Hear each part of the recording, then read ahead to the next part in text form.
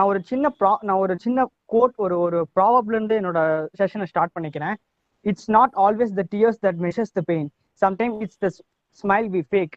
இதுக்கு என்ன அர்த்தம்னா, என்னைக்குமே கண்ணீர் மட்டும் ஒருத்தனோட வலியவோ ஒருத்தனோட பிரச்சனையோ விவரிக்கிறது கிடையாது. அவங்க சில நேரத்துல சிரிப்பாங்க. சிரிக்கிறப்ப அவங்க சந்தோஷமா தான் இருக்காங்க, நம்ம என்ன வேணா பண்ணிக்கலாம் அப்படின்னு நினைக்க கூடாது.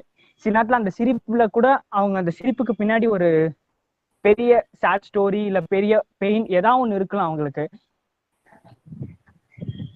ஒருத்தவங்க சிரிச்சிட்டு இருக்காங்கன்றதுக்கோசரம் அவங்க சந்தோஷமா இருக்கிறாங்கன்றது நினைக்கிறது ரொம்ப ரொம்ப தப்பு. நானா நிறைய பேர் அதை புரிஞ்சுக்காம இன்னும் அவங்கள ஏதாவது வெறுப்பேத்திக்கிட்டு இன்னும் கடுப்பேத்திக்கிட்டு அவங்களை இன்னும் டிப்ரெஸ்ட் ஆக்குறதுலதான் சில பேர் இருக்கிறாங்க. இப்போ இதுக்கு முன்னாடி நான் ஆக்சுவலி ரெண்டாவது தேர்ட் சம்திங் யாரோ சொன்னீங்க, பட் யாருன்னு தெரியல. சூசைட் பண்ணிக்கிறவங்க எல்லாம் கோலன்னு சொன்னீங்க. பட் இப்போ நீங்க எல்லாம் தைரியமான ஆளுங்க தானே. இப்ப திடீர்னு யாரும் நீ தைரியமான இருந்தா சூசைட் பண்ணிக்கணும், நீங்க போய் சூசைட் பண்ணிப்பீங்களா? சூசைட் பண்ணிக்கிறதுக்கே ஒரு தைரியம் வேணும். அவன் சூசைட் பண்ணிக்கிறான்னா அவன் லைஃப்ல எந்த அளவுக்கு பெயினை பார்த்திருப்பான், எந்த அளவுக்கு ப்ராப்ளம் பார்த்திருப்பான், எந்த அளவுக்கு அவனால ஃபேஸ் பண்ண முடியாம போயிருக்கும், எந்த அளவுக்கு ஆப்பர்ச்சுனிட்டிக்கோசரம் வெயிட் பண்ணியிருப்பான், அந்த ஆப்பர்ச்சுனிட்டி கிடைக்காம போயிருக்கும். இதெல்லாம் யாருமே யோசிக்கிறது கிடையாது. இப்ப சுஷாந்த் பத்தி கூட சில பேர் பேசுனீங்க.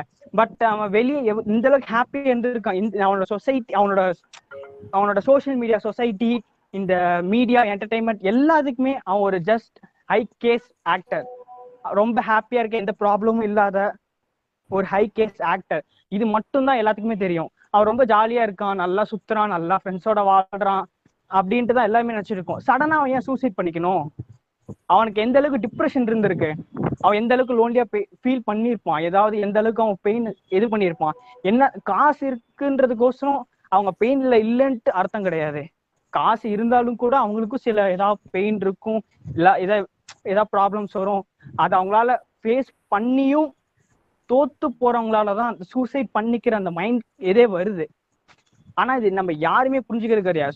சூசைட் பண்ணிக்கிறான்னா அவ்வளவுதான், வாழ்றதுக்கு தகுதியே இல்லை, வாழ்றது வேஸ்ட், வாழ்றதுக்கு அவன் எதுக்கு வாழணும், இத்தனை நாள் வாழ்ந்ததுக்கு ஒரு பிரயோஜனமே இல்லை, எதுக்கு அவன் சூசைட் பண்ணிக்கணும், எதுக்கு அவன் பிறந்தான், இப்படின்னு தான் எல்லாருமே பேசிட்டு இருக்கிறோம். பட் ஆனா அந்த சூசைட் பின்னாடி இருக்கிற எந்த ஒரு விஷயத்தையும் நம்ம யோசிக்கிறதே கிடையாது. அதை ஃபர்ஸ்ட் நம்ம எல்லாருமே புரிஞ்சுக்கணும். இப்போ நீங்க மிராக்கிள்ஸ் அண்ட் அந்த ஹாப்பினஸ் எல்லாத்துக்குமே இருக்கும். But on the moment on the spot அப்ப இருக்கும். பட் லோன்லினஸ் மட்டும்தான் நமக்கு டெத் வரைக்கும் கூட வரப்போகுது. நம்ம சாகர வரைக்கும் தனிமை மட்டும்தான் இருக்கும். உங்க கூட இருப்பாங்க, மேபி நான் இல்லாமலாம் போக மாட்டாங்க. ஒன்னா 2 பேர் நம்ம மேல நம்பிக்கை வச்சு நம்மள நம்பி ஒரு 2-3 பேர் இருப்பாங்க, நான் இல்லைன்னா சொல்ல மாட்டேன். ஆனா சாகர வரைக்குமே கூட இருப்பாங்கன்னா அது கண்டிப்பா லோன்லினஸ் மட்டும்தான். பிறக்கும் போது தனியா தான் பிறக்கிறோம், சாகும் போது தனியா தான் சாகுறோம். நம்ம கூட யாரும் சாக போறது இல்லை, நம்ம கூட யாரும் பிறக்க போறதும் இல்லை. Thank you for giving this opportunity. Manoj, நல்லா பேசுனீங்க. நீங்க சொன்ன ஒவ்வொரு வார்த்தை, லைக் நீங்க லாஸ்டா சொன்ன கோட்ஸ் எனக்கு கூஸ்பம்ஸ் எடுத்துக்கிச்சு. It was really awesome. Thank you. அடுத்தது உங்களோட கருத்தை இன்னும் லைக் பெட்டரா ஆப்போசிட் டீம்ல இருந்து நம்ம பிரியவர்ஷினி பேச போறோம். I welcome you Priyavarshini to talk about life is full of surprises and miracles.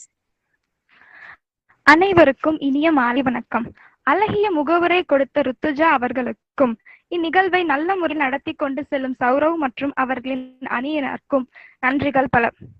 எனக்கு கொடுத்த தலைப்பு வாழ்க்கை ஆச்சரியங்கள் மற்றும் சுவாரஸ்யங்கள் நிறையது. அதாவது வாழ்க்கையில ஒரு பழமொழி சொல்லி ஆரம்பிக்கிறேன், அளவுக்கு மிஞ்சினா அமுதமும் மஞ்சுதான். அதே மாதிரியே ஒரு வாழ்க்கையில அதிகமா சந்தோஷத்தை அனுபவிச்சுட்டோம். அப்போ ஒரு சின்ன கஷ்டம் வந்தாலும் நம்மளால தாங்கிக்க முடியல. இவ்வளவு நாள் சந்தோஷமா இருந்துட்டேன், இப்ப எனக்கு ஒரே கஷ்டம் மட்டும்தான் இருக்கு அப்படின்னு சொல்லி அந்த ஒரு நிமிஷம் விரக்தி அடைகிறதுனால மட்டும்தான் சூசைட் பண்ணிக்கிறாங்கிறது என்னுடைய கருத்து. இது தனிப்பட்ட கருத்து தான், இந்த கருத்துக்கள் வேறுபடலாம். எனக்கு அடுத்து பேசவிருக்கும் சுஜிதா அவர்கள் வாழ்க்கை வழிகள் நிறைந்தது என்ற தலைப்பில் பேசினாலும் தற்போது கையில் பேனா மற்றும் தாளுடன் உன்னிப்பாக நான் என்ன பேச போகிறேனோ, என் உரையில் என்ன தவறுகள் எடுக்கலாம் என ஆச்சரியத்தோடு கவனிக்க ஆரம்பித்திருப்பார். இதுவே வாழ்க்கை ஆச்சரியங்கள் நிறைந்தது என்ற என் தலைப்பிற்கு ஒரு சான்றாகும். முதலாவதாக, நம்மை சுற்றியுள்ள அனைத்தும் இவ்வுலகில் நாம் ரசிப்பதற்காக படைக்க பெற்றது ஆகும். எந்த ஒரு பொருளும் நாம் வேதனை கொள்ள வேண்டும் என்பதற்காக படைக்கப்படவில்லை. வருங்காலத்திலும் கண்டுபிடிப்புகள் அனைத்தும் ஆக்கத்திற்கு உதவுபவையாகவே கண்டுபிடிப்பர். எவரும் வேதனை அளிப்பதற்கோ அல்லது துக்கம் அளிப்பதற்கோ எதையும் உருவாக்க நினைக்க மாட்டார்கள். நம் அன்றாட காணக்கூடிய சில விஷயங்கள், அதாவது அதிகாலையில் எழுந்தவுடன் காண கிடைக்கும் சூரிய உதயம், எங்கோ ஒலிக்கும் சுப்பிரபாத இசை, இவை அனைத்தும் துக்கமான மனதையும் மகிழ்ச்சிப்படுத்தும். வாழ்க்கை அழகானது, பிரமிப்பு நிறைந்தது என்பதற்கு ஒரு எளிய எடுத்துக்காட்டு போதுமானது. வாழ்க்கையின் ஓட்டத்திலிருந்து கொஞ்சம் நம் மனதை திசை திருப்ப முயற்சித்தால் போதும். உதாரணமாக, ஒரு டிராபிக் ஜாம்ல இருக்கும். அங்க இடத்துல இருக்கக்கூடிய சவுண்ட், அப்புறம் சன்லைட், அதோட ஹாட், இதெல்லாமே கண்டிப்பா கோபம் வரும். ஆனா சற்றே நம் பார்வையை அருகில் இருக்கும் பள்ளி வாகனத்துல அமர்ந்திருக்கக்கூடிய குழந்தைகள் மேல திருப்பினா போதும். அவங்களுடைய கபடம் இல்லாத புன்னகை, அவங்களுடைய விளையாட்டு அந்த இடத்தை ஒரு ரம்மியமான இடமாக தோன்ற வைக்கும். மனம் என்பது நம்மை ஆளும் கருவிதான். சரியான முறையில் அது இயக்கப்பட்டால் மட்டுமே அது சரியான விகிதத்தில் இயங்கும். எதிரணியினரை நோக்கி ஒரு சிறு வினா எழுப்புகிறேன். ஒருத்தர் ரொம்ப ஃபீலிங்ல இருக்கான். அவன்கிட்ட போய் நீங்க என்ன சொல்லுவீங்க? லைஃப் வந்துட்டு ரொம்ப கஷ்டமானது, இப்படிதான் இருக்கும், நீ இப்படி அழுதுட்டே இரு அப்படின்னு சொல்லுவீங்களா? இல்ல இந்த டைம் இப்படி ஆனாலும் பரவாயில்ல, நெக்ஸ்ட் டைம் கண்டிப்பா லைஃப்ல உனக்கு ஒரு நல்ல சர்ப்ரைஸ் கொடுக்கும், நாளைக்கு கண்டிப்பா உன்னுடைய நாள் மாறும், இப்படியே வாழ்க்கை போகாது அப்படின்னு ஊக்கப்படுத்துற மாதிரி சொல்லுவீங்களா? கண்டிப்பா எல்லாருமே ஊக்கப்படுத்துற மாதிரி தான் சொல்லுவோம். இதுக்கு யாராலையும் மறுப்பு தெரிவிக்க முடியாது. என்னதான் நீங்க அனைவரும் வாழ்க்கை வலிகள் நிறைந்தது அப்படின்னு பேசினாலும் இந்த கருத்தை நீங்க ஒப்புக்கொள்ளுதான் ஆகணும். வாழ்க்கையில வலிகள் இல்லையா அப்படிங்கிற கேள்விக்கு வலிகள் இருக்கு, இல்லைன்னு யாரும் சொல்லல. ஆனா அனுபவிக்கிற ஒவ்வொரு வலியும் வேதனையும் இறுதியில் ஒரு இன்பத்திலும் ஆச்சரியத்திலும் பிரமிப்பிலும் தான் முடிவடைகிறது. ஹிட்லர் ஒரு தடவை சொல்லியிருப்பாரு, புகழை மறந்தாலும் நீ பட்ட அவமானங்களை மறக்காதே, அது இன்னொரு முறை நீ அவமானப்படாமல் காப்பாற்றும்னு சொல்லியிருப்பாரு. அதாவது அவமானங்கள் வாழ்க்கை ஒரு இருட்டறை என்றோ அல்லது வாழ்க்கை வலிகள் நிறைந்தது என்றோ எடுத்துக்கொள்வதற்கு அல்ல. அந்த அவமானங்கள் எவ்வாறு நாம் நம் வாழ்க்கையை வசந்தமாக மாற்றுவது என்ற வினாவிற்கே விடையளிக்கும். அதற்காகவே வேதனைகளும் வாழ்க்கையில் ஏற்படுகின்றன. வாழ்வில் இந்த நொடி என்ன நிகழும் என்பதை நாம் அறிந்து கொண்டால் வாழ்க்கை நரகமாகிவிடும் என்று கூறுவார்கள். இது முற்றிலும் உண்மை. அடுத்த நொடி என்ன நடக்கும் என்பது தெரியாமல் இருக்கும் வரை இந்த நொடி நமக்கு மகிழ்ச்சி அளிக்கும். அடுத்த நொடியில் என்ன நடக்கும் என்று இந்த நொடியில் ஆச்சரியத்தோடு காத்திருப்போம். இறுதியாக ஒன்றை கூறி எனது உரையை நான் முடித்துக் கொள்கிறேன். நாம் செய்யக்கூடிய வேலையை கடமையே என்று செய்யாமல் நம்மை நிரூபிப்பதற்கு கிடைத்த வாய்ப்பாக ரசித்து செய்தால் போதும்.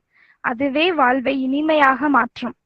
மற்றவர்களுக்காக நீங்கள் வாழ்ந்தால் உங்கள் வாழ்க்கை உங்களுக்கும் மற்றவர்களுக்கும் ரசிக்கத்தக்கதாக இருக்கும். எனக்கு நல் வாய்ப்பை நல்கிய அனைவருக்கும் நன்றி கூறி விடைபெறுகிறேன். நன்றி, வணக்கம். ரொம்ப நல்லா பேசுனீங்க பிரியவாஷினி. நீங்க சொல்றது வச்சு பார்த்தோம்னா நம்ம லைஃப்ல நம்ம சுத்தி நடக்கிறது எதுவுமே கவலைப்படுற மாதிரி பாத்துக்காம எல்லாத்தையும் ரசிக்கணும், அந்த ஒரு மைண்ட் செட் எல்லாத்துக்கும் மேபி கொண்டு வந்திருப்பீங்க. அடுத்தது உங்க ஸ்பீச்சுக்கு லைக் எதிரடி கொடுக்கறதுக்கு வராங்க நம்ம Suji. I welcome you Suji. தேங்க்யூமா.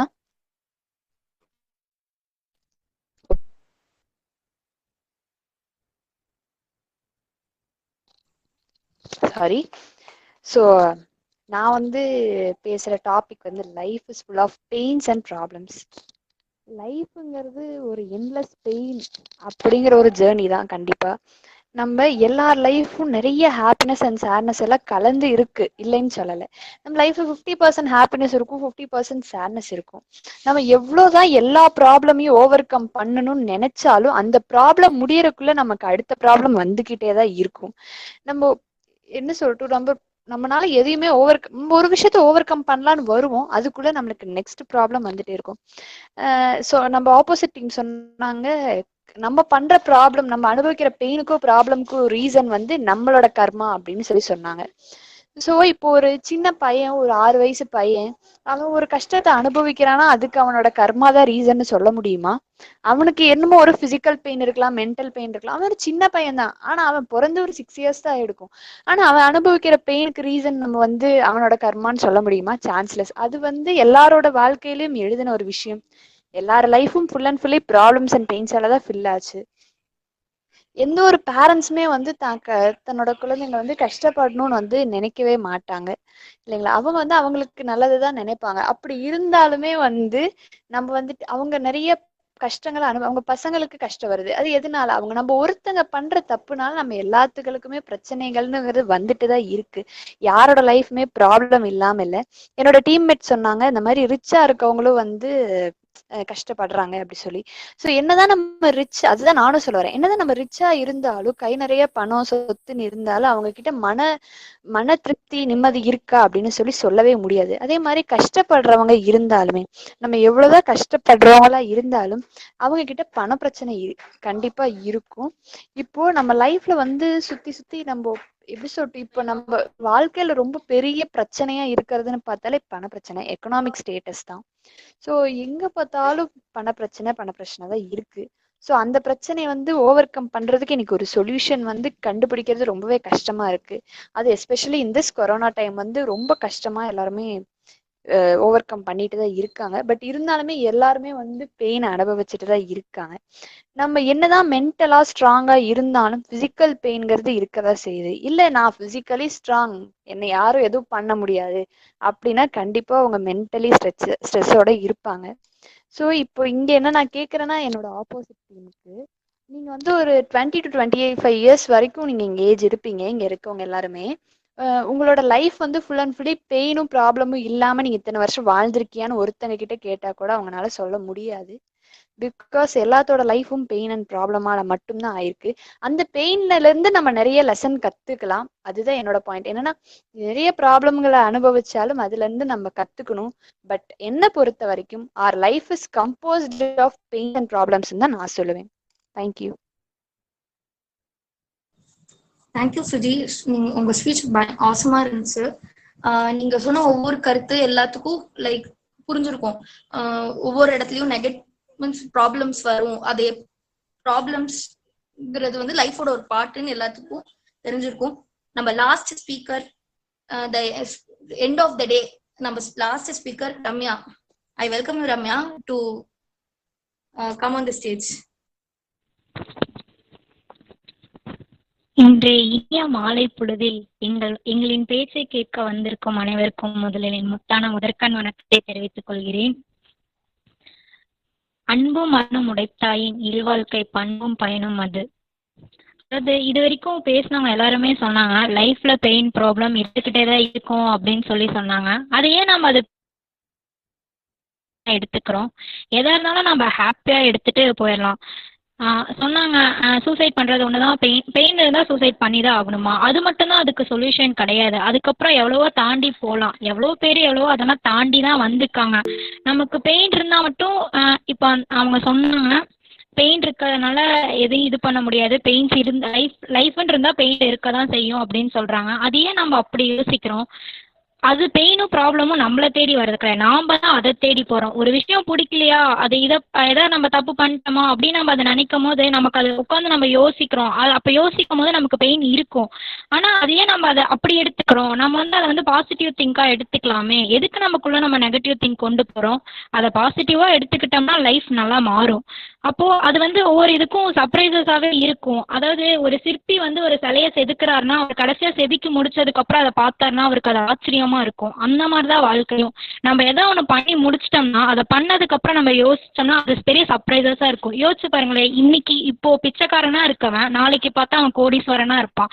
நம்ம அதை யோசிச்சு பார்த்தோமா, இன்னைக்கு பிச்சைக்காரனா இருக்கான், நாளைக்கு அவ்வளவு கோடீஸ்வரனா இருக்கா அப்படின்னு சொல்லிட்டு நம்ம அதை யோசிச்சு பார்த்திருக்க மாட்டோம்.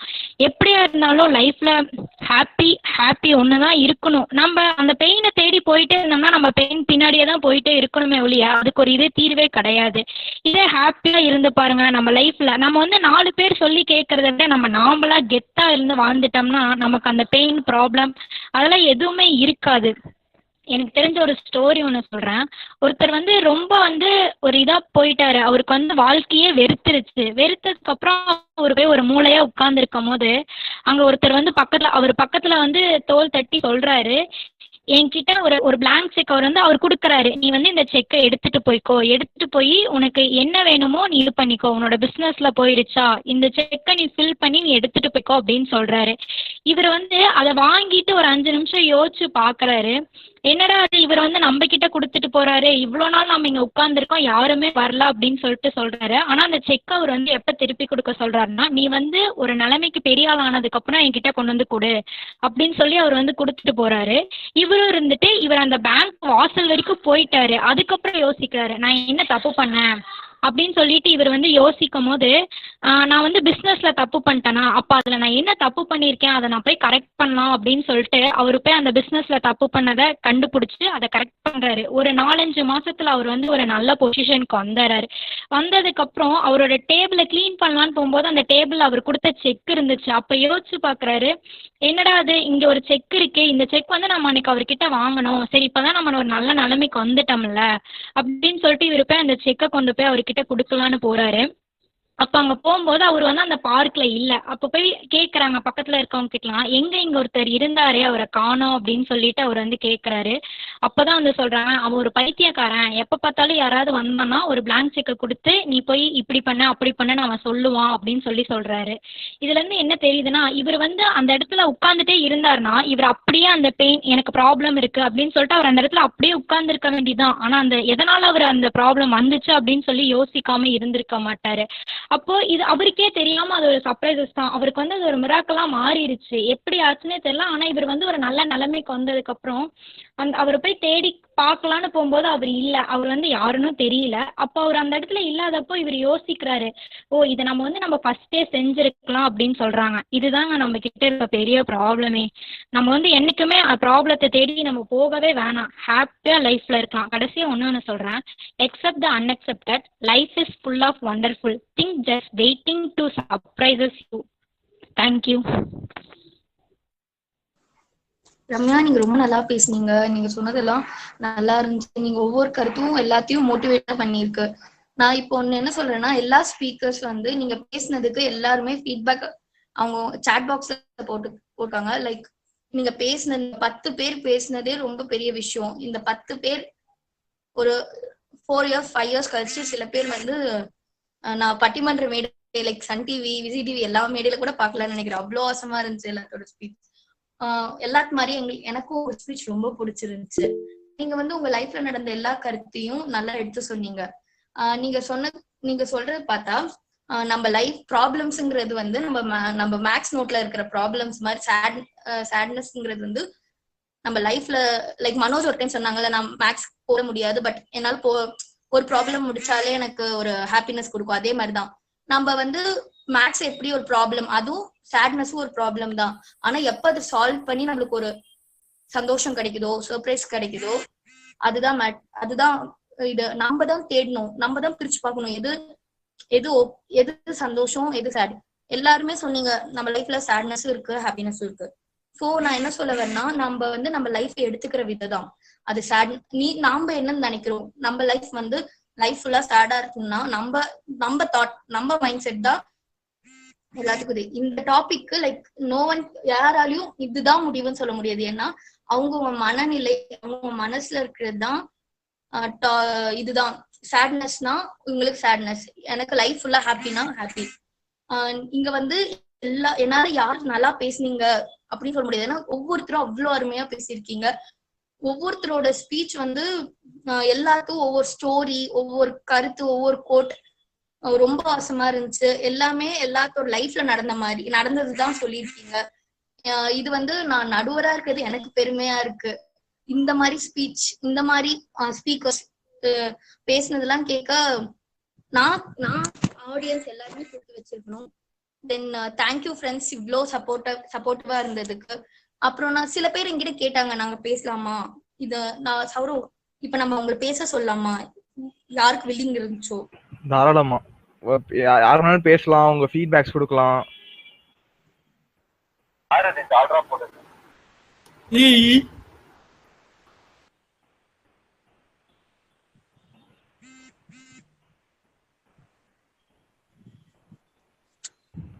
யார் என்னாச்சு? பேசலாம் தான் சொன்னேன். பேசலாம், யாரும் பேசலாம். டைம் இருக்கு, பேசலாம். ஏன்னா இப்போ நாங்க தான் இருக்கோம். ஸோ அதனால பேசலாம், தாராளமா பேசலாம். உங்களுக்கு எப்படி இருந்துச்சு அப்படின்னு சொல்லிட்டு கூட சொல்லலாம். ஹலோ, கேக்குதா? சொல்லுங்க. என் பேர் சிவதனுஷ். நான் ஈரோடு இன்ஜினியரிங் காலேஜ்ல படிக்கிறேன். மனோஜோட ஃப்ரெண்ட். நான் ஒரு சில கமெண்ட்ஸ் சொல்ல முடியாது, சில பாயிண்ட்ஸ் சொல்லலாமா? தாராளமா சொல்லலாம் ப்ரோ. Okay bro.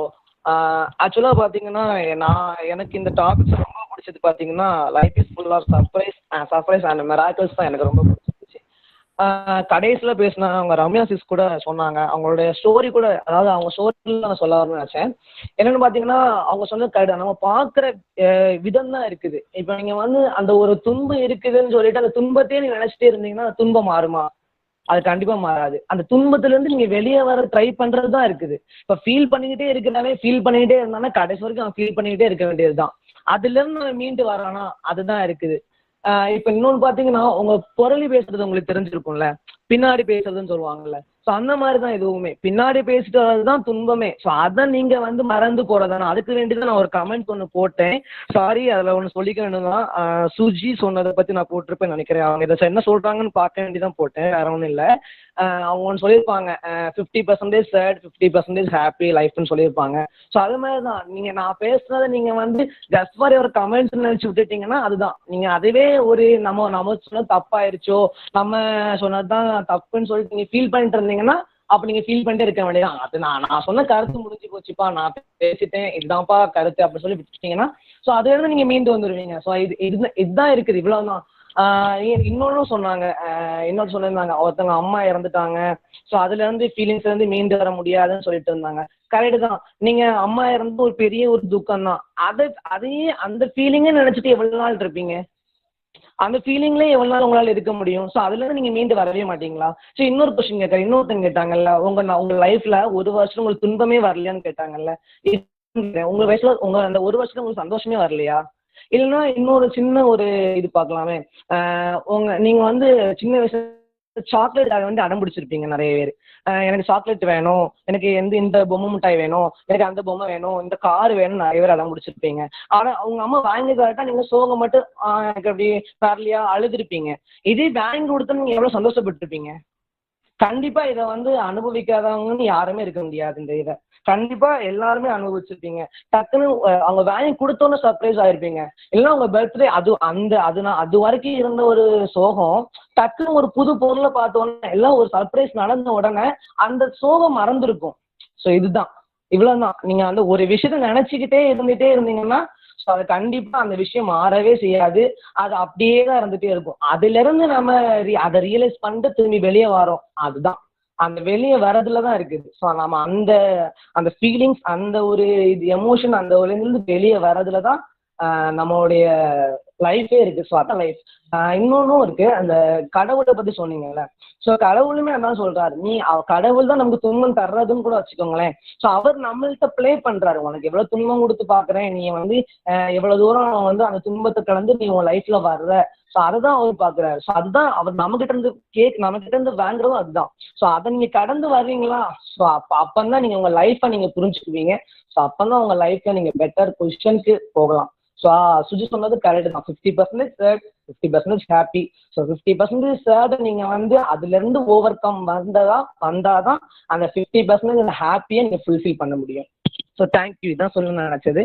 ஸோ ரொம்ப நல்லா இருந்துச்சு, உண்மையிலே ரொம்ப நல்லா இருந்துச்சு. அந்த life is full of surprise and miracle கடைசி 2 இருக்கு. அது வந்து ரொம்ப எக்ஸ்ட்ரீம் சொல்லலாம்.